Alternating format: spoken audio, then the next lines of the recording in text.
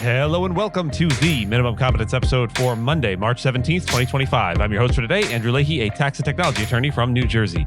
On today's episode, we cover the CFPB reinstating fired employees, Trump's crackdown on law firms, his defiance of a court order on deportations, the White House's role in the TikTok sale, and the Trump administration's plan that would gut Social Security and Medicare. Let's remember, the hardest tumble a person can make is to fall over their own bluff. And read today's legal news. On this day in legal history, March 17, 1992, South Africa took a decisive step toward dismantling apartheid through a historic national referendum. White South African voters were asked whether they supported the government's efforts to end apartheid and negotiate a new democratic constitution. An overwhelming 68.7% voted in favor, signaling broad support for ending over 4 decades of racial segregation. This referendum provided then-President F.W. de Klerk with the political mandate to continue negotiations with the African National Congress, or ANC, and other groups. The result was a major victory for the anti-apartheid movement, which had long fought against the country's system of institutionalized racial oppression. The referendum was limited to white voters who had historically benefited from apartheid, making their approval a crucial moment in South African history. It paved the way for the country's first multiracial elections in 1994, in which Nelson Mandela was elected president. With this, South Africa officially transitioned from an apartheid state to a democracy, enshrining equal rights for all citizens. The vote also marked the beginning of legal reforms that led to the adoption of a new constitution in 1996. While the end of apartheid did not immediately erase economic and social inequalities, the referendum remains a defining moment in the country's legal and political history. It demonstrated that legal systems, even when designed to uphold injustice, can be reformed through democratic means. A federal judge ruled that the Consumer Financial Protection Bureau, or CFPB, must reinstate probationary employees it had recently terminated. As a result, the agency is bringing back these workers along with most term employees and providing them with back pay. However, term employees with more than 2 years of service were not reinstated. The CFPB had initially fired 70 enforcement attorneys and up to 100 other employees after Acting Director Russell Vogt took over in February. The judge's decision is part of a broader legal battle over federal workforce reductions, with similar rulings affecting multiple agencies. Despite the setback, the Trump administration remains committed to deep staffing cuts across the federal agencies, with reduction plans already submitted to the Office of Personnel Management. The firings had faced opposition from the National Treasury Employees Union, which reached an agreement with the CFPB to pause additional terminations while another court considers an injunction. The reinstatement process has been messy, with workers unsure of their status and vendor contracts disrupted. However, legally mandated CFPB functions, such as consumer response, are being prioritized for restoration.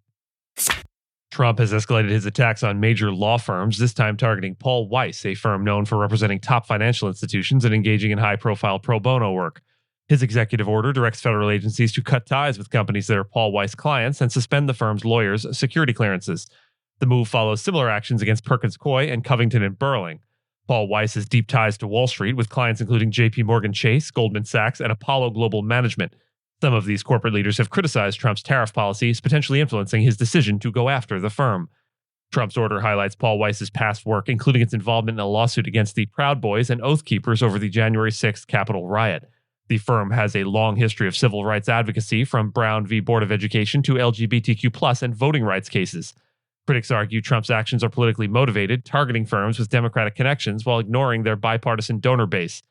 A federal judge previously blocked a similar order against Perkins Coie, and Paul Weiss is expected to mount a strong legal challenge. However, even if the order is overturned, the chilling effect is real. Firms risk losing business from clients wary of crossing Trump. Some industry experts believe this could push law firms to unite against political interference, but whether collective action emerges remains very much uncertain. The Trump administration deported hundreds of Venezuelan migrants despite a federal judge's order blocking the move. The deportations targeted alleged members of the Tren de Aragua gang, whom the administration labeled as terrorists. The White House dismissed the court's authority, arguing that a single judge could not override the president's powers on immigration and national security. Judge James Boasberg had ruled that Trump's use of the Alien Enemies Act to justify the deportations was unlawful, as the law applies only to conflicts commensurate to war. Despite this, flights carrying the migrants landed in El Salvador, where President Nayib Bukele publicly mocked the judge's ruling and confirmed the men were being imprisoned. Legal experts, including the ACLU, argue the administration is in open defiance of the court and may have violated constitutional checks and balances. The White House claimed that some migrants had already been deported before the judge's order, but it remains unclear if the others were removed afterward. Critics see this as an unprecedented challenge to judicial authority, while Trump defended the deportations, calling the migrants, quote, bad people, and insisting the situation amounted to war. The legal battle over these actions is expected to continue, with calls for the U.S. government to reverse any unlawful removals. The White House is taking an unprecedented role in overseeing the sale of TikTok's U.S. operations, with Vice President J.D. Vance leading the process. Instead of a traditional investment bank managing the auction, Vance's legal team is directly engaging with bidders and advising on their offers. President Trump has emphasized his control over the sale, claiming multiple groups are interested, while also suggesting the U.S. government could take a 50% stake in TikTok's American assets. The sale process is highly unusual, lacking a defined valuation or clear asset structure, and ByteDance, TikTok's Chinese parent company, has shown minimal engagement. Potential buyers, including investors like Frank McCourt and Kevin O'Leary, face an April 5th deadline to reach a deal. However, Beijing's involvement and the possibility that ByteDance could simply shut down TikTok in the U.S. add further uncertainty. While the U.S. government has previously intervened in corporate deals for national security or economic stability reasons, experts question whether TikTok meets either criteria. Trump, who initially sought to ban TikTok, has since acknowledged its role in helping him gain young voters. The app's sale price remains uncertain, largely depending on whether its valuable recommendation algorithm is included. With intense competition among bidders and political interests shaping the process, the outcome remains unpredictable. And in a piece I wrote for Forbes this weekend, I lay out what I reckon is the Trump administration's plan to dismantle Social Security and Medicare through tax policy. The Trump administration's proposal to eliminate taxes for individuals earning under $150,000 sounds appealing at first, but carries severe consequences. Social Security and Medicare rely heavily on payroll taxes, which most workers in this income range pay more than income taxes.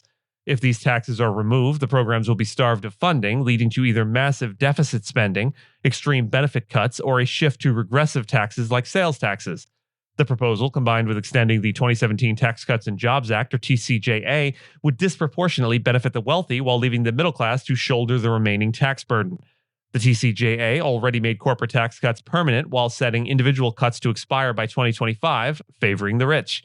If this new plan moves forward, those earning just above $150,000 could become the last major tax-paying bracket, while state and local taxes would likely rise to compensate. The ultra-wealthy, who benefited the most from previous tax cuts, are unlikely to pick up the slack. Rather than a tax break for workers, the proposal appears to be a backdoor attempt to dismantle entitlement programs. If no one is paying in, no one gets benefits out, a reality Trump's allies don't want to admit. And with that, and as always, I thank you so much for listening to Minimum Competence, your daily news podcast for lawyers. If you're looking for more than Minimum Competence, links to further reading on all the topics touched on today are in the show notes. And reviews go a long way towards helping new listeners to find our show. If you have a moment and can leave a rating or review on your podcast player, we sure appreciate it. And if you know someone that might be interested in a story we cover, consider sending them the episode. But remember, nothing here should be construed as legal advice because it is certainly not that. Minimum Competence is available at minimumcomp.com and wherever it is you get your finely crafted podcasts. If you haven't checked out the website in a while, give it a look. There are complete transcripts and resources for each episode and its corresponding segments, as well as an opportunity to receive new episodes in email, newsletter, form. We'll see you back here tomorrow. And until then, remember, litigation is a machine in which you go into as a pig and come out as a sausage.